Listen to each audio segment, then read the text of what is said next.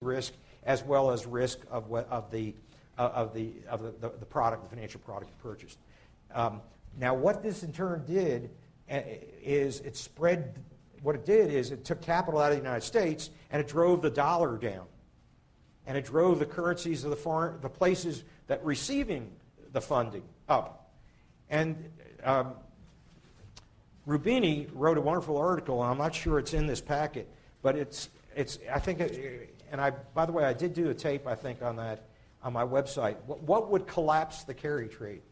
And if you do this international carry trade, and if the capital flows, let's say, to Mexico or Brazil, which is heavily falling, in fact, the case was Brazil, was the issue. The Brazilian government doesn't like it because what's happening, up to a point they like it, but as the capital comes in, it makes the currency more expensive. And then their exporters can't export. So what started to happen by the fall is the Central Bank of Brazil has said, we're going to step in and we're going to try to reverse the value of we're going to push down, like China, the value of our currency because we can't export. And that's one of China's secret of their success, is to keep their currency cheap. But basically, as the capital flowed in, now you start to have some offset by the foreign central bank. So now risk enters the picture of the carry trade, because if the foreign central bank drives the value of the currency you're invested in down, and then now you got to buy dollars, you got to use more of your sale proceeds to buy the dollars to pay it off. So basically, we have a new interesting dynamic. Exchange rates are basically being moved by the risk takers, the same risk takers, on an overnight basis, and offset to a large extent by the countries who don't wish to have that level of capital inflow because they can't sell their products. So that's basically where we are. We basically have two different mindsets as to the investment model. But the one that is prevailing and predominant is this overnight carry trade mindset. And basically, we got to change all our reflexes to understand what's happening in the market. Incidentally, what started to happen this past year, and a few things I got to point out. First of all, let us say in the U.S., there's another way the carry trade could collapse. Not only by Brazil trying to offset that by putting their currency lower. The other thing that could offset that is the cost of borrowing the money in the first place rises. And that could happen if the interest rate on treasuries rose. In other words, whoever the lender is wants more for the money. So now when the Fed starts talking exit, now it starts to scare these people. Furthermore, and they start to unwind. So you now, in the case of Brazil, this carry trade that went to Brazil, you have the central bank over there fighting it, and to the extent the Fed is talking about exit and making the cost of money more expensive, they start to unwind it. And what started to happen now is the money came back in from Brazil, and the dollar is now appreciating this year. And in turn, now what the carry traders have done is they've sought another currency and another central bank that has promised more faithfully than Ben Bernanke to keep interest rates low for an extended period, and that's Japan. The carry trade has moved to Japan as the funding source. And you could tell because the yen has fallen in value, and the dollar is appreciated. So they're paying off the dollar borrowing, and they're funding themselves with yen. And that's what's moving the markets. So that's basically where we are today. We still have some major holes. The real economy is upside down. The assets don't equal the liabilities. From the point of view of the consumer, trying to right that imbalance means they're going to save more and not spend to pay off debt. It keeps the economy in slow growth mode. The commercial banks are in real books upside down, and they know it, and they're not lending because of it. They know that what losses are going to have to be registered on those books in the next few years. So we have a situation where the banks are upside down, so they're not lending. They're trying to preserve themselves. The consumer's trying to preserve. So we have no lending and no spending. On the other hand, we have a lot of financial institutions who are the risk takers who are making out like kings.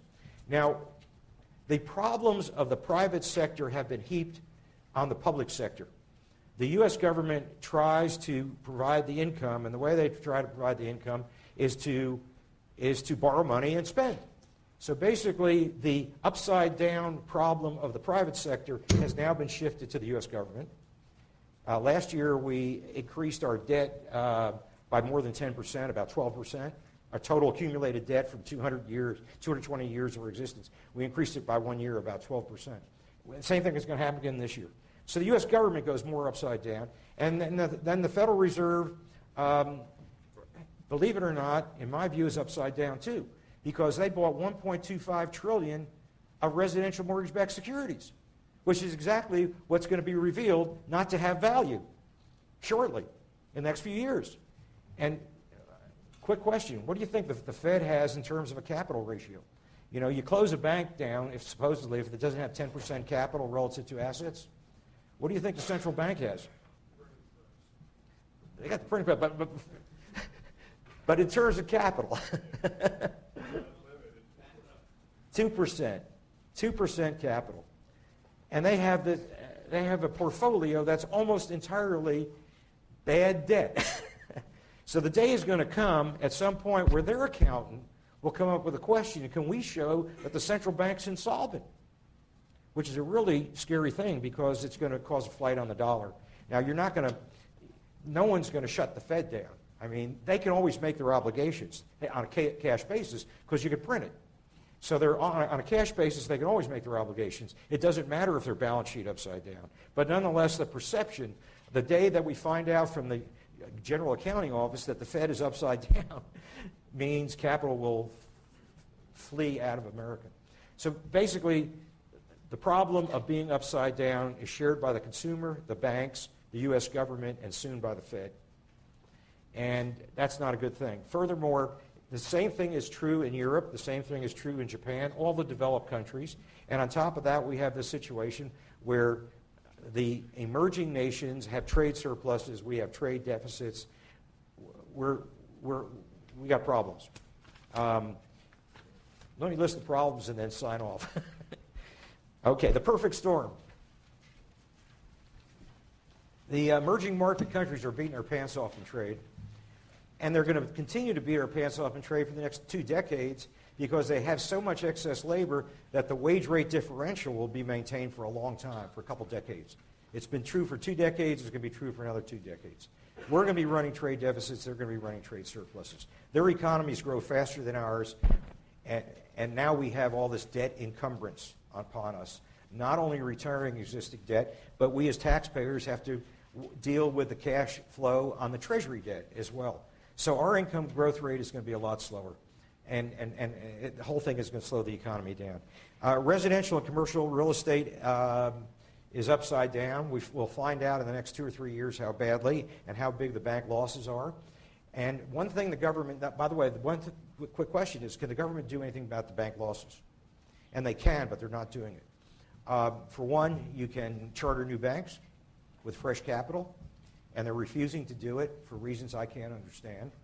They've totally shut the door on new bank charters. The second way you can do it is what Japan did. The second way you can save the banks is what Japan did, and that was instead of buying residential mortgage-backed securities in the secondary market, what they did was they went to the commercial banks that had bad loans that were valued at 0, or the true market value was 0. I don't know what the accountants had written them down. But basically, the central bank bought the assets, the bad assets of the commercial banks at the price they bought them for. In other words, their book price. And basically, they put them on the balance sheet of the central bank, and we do have a portion of the Fed balance sheet called Maiden Lane LLC, which is nothing but bad assets. So we already have the vehicle on the Fed balance sheet. They don't have to say we bought bad residential mortgage-backed securities. It's just our value of this LLC to hide it. So what Japan did is went to the banks who were underwater and paid their original purchase price of the assets that were insolvent. That made the assets, it elevated the value of the assets and their capital. And this happened in 2003 after 13 years of the banks being zombies. So the Fed hasn't gotten to that point yet, but that's the only hurdle that we haven't gotten to. And I well imagine that if indeed residential mortgage-backed securities and commercial mortgage-backed securities do make 3,000 banks insolvent, the Fed's going to have to do something like that. Because there's no other way. We're not going back for TARP 2. The politicians won't do it. That's not going to happen. So the Fed is going to end up having to do that, and fortunately, we do have a magic wand for that problem. All right. bank-dependent business is not being financed. But here's the other point. I've done all the background, but just let me make the point more clearly. U.S. companies that can reach the public debt markets are getting refinanced because of the carry trade on better terms than they were financed in the first place. Basically, if they had 5-year debt, they extended it to 10-year debt. They probably got it at a lower rate. So one good thing that has come out of this carry trade that has real meaning is that the corporate sector has been refinanced at more favorable terms, and they are rock solid as long as you can get to, in this window of time, when the leverage is infinite for the hedge funds, and they've refinanced their balance sheet at much better terms, longer maturities, and not only that, they've been able to raise equity and pay debt down. So the deleveraging of the corporate sector and the vulnerability of the U.S. corporate sector that can reach the public capital markets is much improved, whereas the vulnerability of the U.S. sector that can't reach, that are still bank dependent, is still. So we have a dichotomized economy. Those who have no credit and those who have credit at extremely good terms. Nothing in between. Now, the ones that get the credit on extremely good terms are the ones that are driving the economy right now. Because basically, if you do a Finance 357 type exercise, which is corporate, basically the hurdle rate for an investment is down because the borrowing costs are down. So firms are doing investment in whatever would basically not expand their capacity in this market, but increase their efficiency. So we have a lot of tech investment that's taking place. So basically, this repo market has had real effects on the economy because some of the companies are healthy and moving forward. That's the only thing that's basically supporting us. The Fed can't get any multiplier effect from banks. Consumers have years of deleveraging ahead. The Fed is faking exit, and basically the market is containing the Fed, because if the market gets wind of what the Fed is doing to expand right now, then they'll run away from treasuries and the dollar again. So what's scary about this whole thing is that the magic wand of government bailing us out basically is constrained by the market. It is becoming more difficult to sell treasuries to generate income support, and the Fed has been put at an upper limit by the market scare of, what happens is the capital leaves the country. So basically the Fed is constrained, the government's constrained, which in a way is scary because we still have a lot of losses ahead.